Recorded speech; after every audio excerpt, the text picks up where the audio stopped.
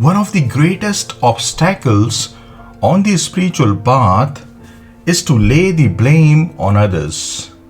This is the worst a spiritual seeker can do to himself. Yes, you heard that right. Laying blame on others for what you feel within, holding others responsible for your state of mind is the sign of an immature mind. Blame game hampers your spiritual growth. Blame game doesn't allow you to grow on the spiritual path. A true spiritual seeker never holds anyone responsible for whatever situation he is in, or for whatever state of mind he or she is in. That's the sign of a true spiritual seeker. Now, I invite you all to have a look within yourself and see whether you have any grudge against anyone. Just check within yourself and see whether you nurse any grievances or harbor any resentments towards anyone. If the answer is yes, then I'm afraid you may be on some other path but not on the spiritual one. For you, I would say, just drop all expectations for knowing yourself as the divine, infinite being right away.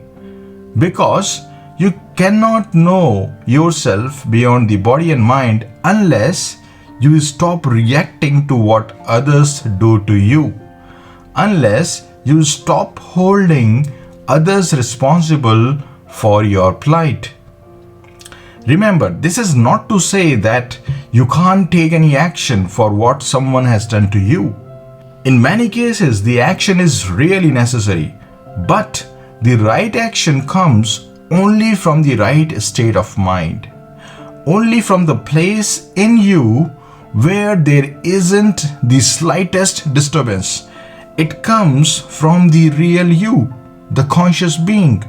So don't think that spirituality will make you like a doormat, incapable of taking any action. On the contrary, the right response, the right action, the right decision come only when you are really spiritual. And by spiritual, I mean conscious. Reactions, impulsive actions come from the unconscious mind. And when you engage in these reactions and impulsive actions, they make you undergo tremendous amount of suffering. This is your own experience. Somebody abused you, you abused back. Did you really feel peaceful after that? Somebody held you responsible for something you didn't do, and that made your blood boil. You flew into a rage. Now, did this rage and anger undo the blame that was laid upon you? Just contemplate on this. Your reactions always, without fail, lands you in deep trouble. So stop walking the path of reactions and start treading the path of response and see how it just completely transforms your life. It will bring you in touch with your divine infinite nature. Just look at all the enlightened masters. Do they react? Do they fly into a rage when people, say so many nonsensical, baseless things about them? Life is not smooth, even for spiritual masters. Life is ruthlessly impartial. It doesn't favor anyone. But enlightened beings always remain in touch with their divine nature. And this makes them behave consciously despite being surrounded by the most horrible situation. With this, I am reminded of one Sufi saint, Mansoor. He was executed. Just see the insanity of people. And why was he executed? Because he said Anhalak, which means I am the truth, I am the infinite being.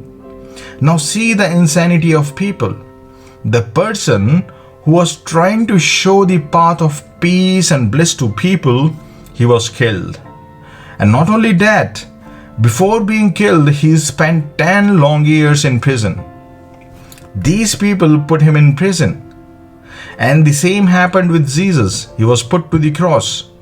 In the midst of all this torture and suffering, he said, "O Father, forgive them, for they know not what they do." This is the state of enlightened being. Just see. And every spiritual seeker should be like that, if he or she wants to experience their divine infinite nature.